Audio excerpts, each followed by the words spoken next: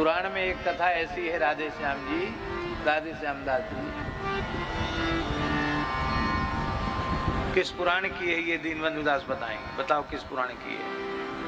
आप तो बहुत पुराण की कथा कह चुके हैं, जिसमें दुर्वासा जी के मन में ब्याह की इच्छा उत्पन्न हो गई।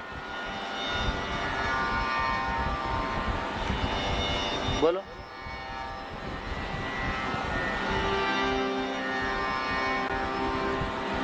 एक ऐसी विचित्र कथा है, दुर्वासा जी को विवाह की इच्छा उत्पन्न। दुर्वासा जी जो ऊर्ध्वरेता ब्रह्मचारी, अखंड ब्रह्मचारी, आज भी सदैव दुर्वासा जी विराजमान।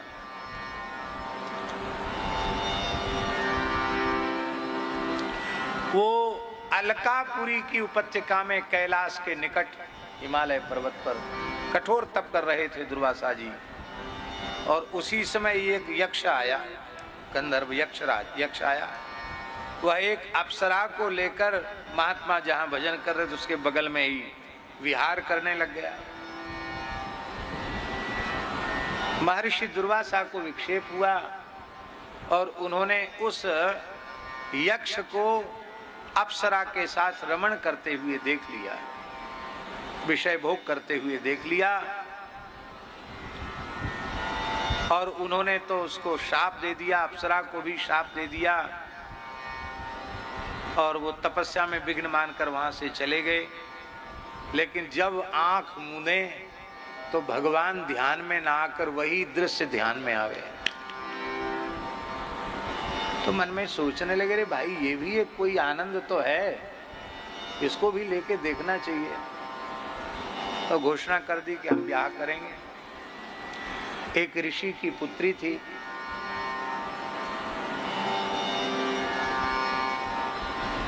ये ब्रह्म वैवर्त की कथा,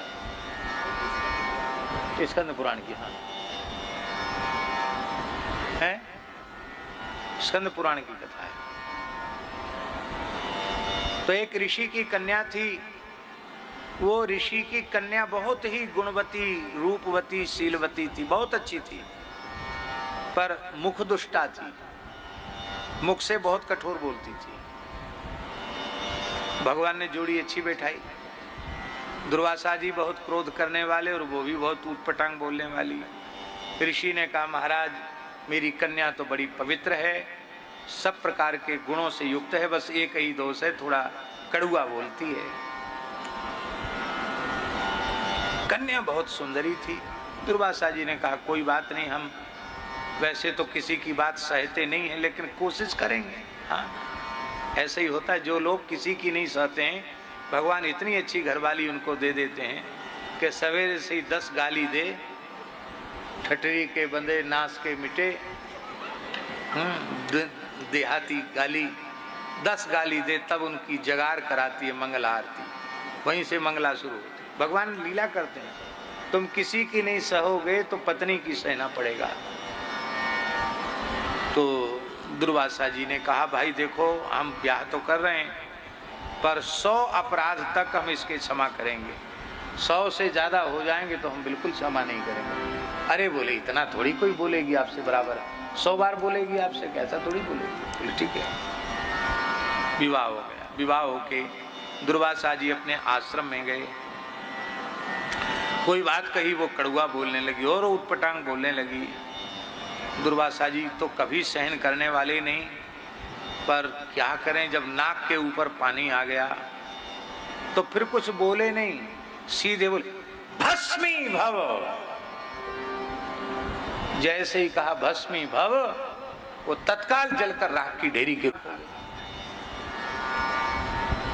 पत्नी का स्पर्श भी नहीं किया, केवल ब्याह होके गए ही थे।